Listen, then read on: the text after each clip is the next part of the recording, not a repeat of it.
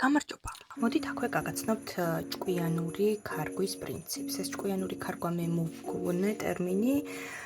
ჩემი აზრით მართლა ჭკვიანური ქარგვა, იმიტომ რომ ამ ქარგვის პრინციპით ყველაზე ნაკლები ძაფი იხარჯება და ამავდროულად ძალიან ლამაზი გამოდის უკანა სამუშაო მხარეც. ახლა რაში მდგომარეობს ეს პრინციპი?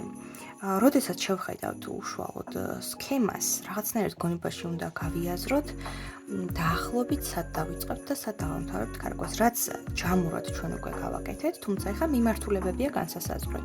მე მაგალითად ზუსტად ვიცოდი, როცა ქარგვას ვიწყებდი, რომ აი ამ მოქარგვის მიმართულება მექნებოდა ზევიდან ქვევით, ზევიდან ქვევით, ზევიდან ქვევით, ზევიდან ქვევით. თუმცა ახლა უყურეთ. ამ შემთხვევაში ძალიან კარგად ჩდება ის, რომ ზუსტად ერთიანი ბიჯი არის ზევით, ანუ ერთით ზევით დიაგონალზე არის შემდეგი უჯრამოსაქარგი და ძალიან მარტივად ბოლოს, სადაც დავასრულე, ერთით ზევით ავალთ და დავიწყებთ ისევ, როგორც აქამდე ვქარგავდით, ჯერ ცალი მხარე. აქ უნდა მოვქარგოთ უკვე 5 უჯრა, რადგან ერთით ქვევით და ერთით ზევით არის ამ სამ უჯრაზე.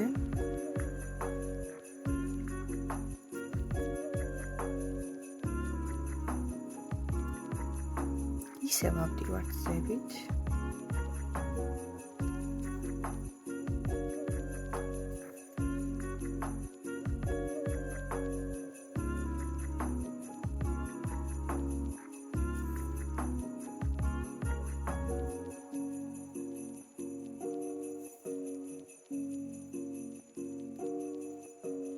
და ეხლა უყურეთ. როგორც კი ბოლოს გავაკეთებ, მე რომ გადავიდე ზუსტად დიაგონალურ უჯრაზე, ანუ მე რომ მოვქარგო ზუსტად ეს უჯრა, აუცილებლად დამჭირდება უკან ძაფის დიაგონალზე გატარება და მე არ მინდა რომ ძაფი დიაგონალზე გავტარო. უბრალოდ ჩემი ძლიერა არაფერს არ დავაშავებ, მაგრამ მე ქარგვის დროს ყოველთვის ვიყენებ პრინციპს, რომ ყოველთვის მირჩევნია, რაც შეიძლება უმოკლესი მანძილებით ვიარო. ეხლა როგორ უნდა გავაგრძელოთ ქარგვა? ამ ეტაპიდან ჩემი რჩევა იქნება, მოდით ჩავთვალოთ, რომ ეს უჯრა არ არსებობს დროებით, რა თქმა უნდა, თორე საბოლოოდ აუცილებლად უნდა მოვქარგოთ. ამიტომ ერთით ქვევიდან დავიწყებ ქარგვას.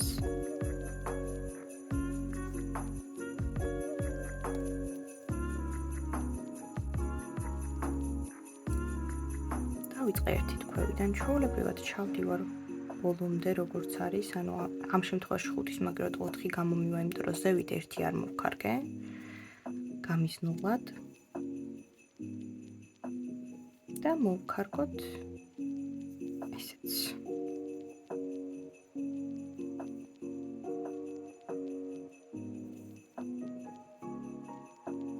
ეხლა უყურეთ რა ვშობი, სანამ ბოლოს მთლიანად მოვქარგავ, მე ზედა უჯრაც მაქვს მოსაქარგი, ხო? ამიტომ ეს ეხლა აი ამ წერტილში ჩავიდა ბოლოს ძაფი. ამიტომ აი ესე ამოვალ მოვქარგავ იმ უჯრას, რომელიც წეღან არ მოვქარგე და უბრალოდ ერთით ქვევით დასრულდება ჩემი ნაქარგი. აი უბრალოდ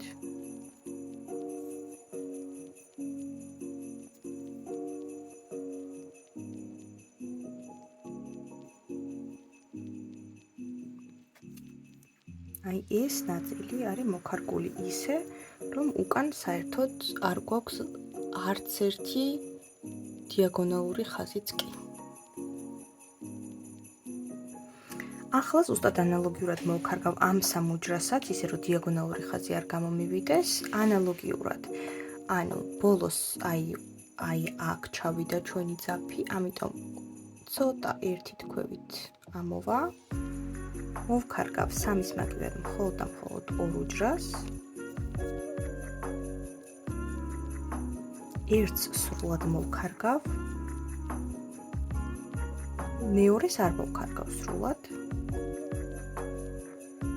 ზუსტად იგივეს ვაკეთებ, რაც წეღან გავაკეთეთ. ჯერ ზევით მოვრჩები მოქარგვას.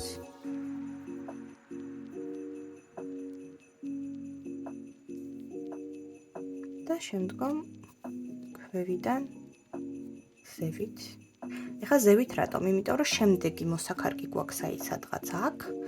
ამიტომ რაც ზევით იქნება, მით უკეთესი. ეხლა ქვევით რო დამემთავრებინა, უფრო დიდი მანძილის გავლა მოუწევდა წამს. ამიტომ აი აქ დავამთავრე, სადაც შემეძლო მაქსიმალურად ზევით ამ შემთხვევაში. აბა შენ იცი, კარგი.